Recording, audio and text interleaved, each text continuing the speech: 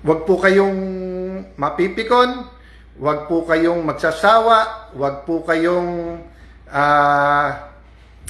mas-stress, ma-anxiety. Kung inaaraw-araw tayo ni Senator Ping Lacson, who knows, but meron siyang purpose. Having said that, medyo misfire, or medyo, kaya akala po nung iba nangangalaska ako, or I'm being sarcastic nung sinabi kong iniimbita ko siya. Hindi po. Alam nyo po, pareho kami hindi civil engineer, pareho po kami hindi taga DPWH. So kung titignan mo po yung papel-papel, yung website, etc., malilito ka. Pero kung dialogue, usap, upo with the proper officials, ano ba tong project, magkano, anong boundary, saan to ginawa, anong history nito, anong purpose nito. So from, for example, no, yung road dike sa Taguig, 1999 pa ata nung kausap ko pa si Secretary Vihilar. Pero actually, plinano yan even before that.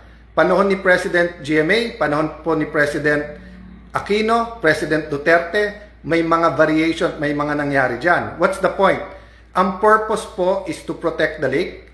Ang purpose po ay ma-enjoy ng tao. Ang purpose po ay hindi malagyan ng informal settlers at hindi po magkaroon po ng mga, or kung hindi man informal settlers, hindi magkaroon ng mga sindikato na kakamkamin ang mga lupa dyan at gagawing private.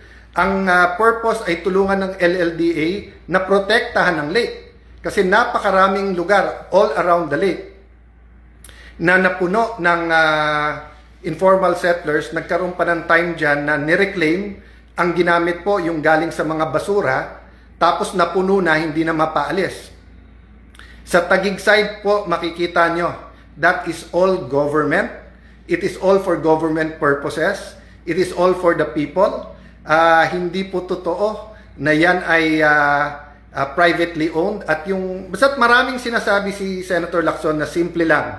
Kung magtatanong siya ng maayos at tatanungin niya yung nakakaalam, at instead na pagbibintangan niya at palalabasin niya na may mali siya, palalabasin niya na may anomalya, malilinawan siya.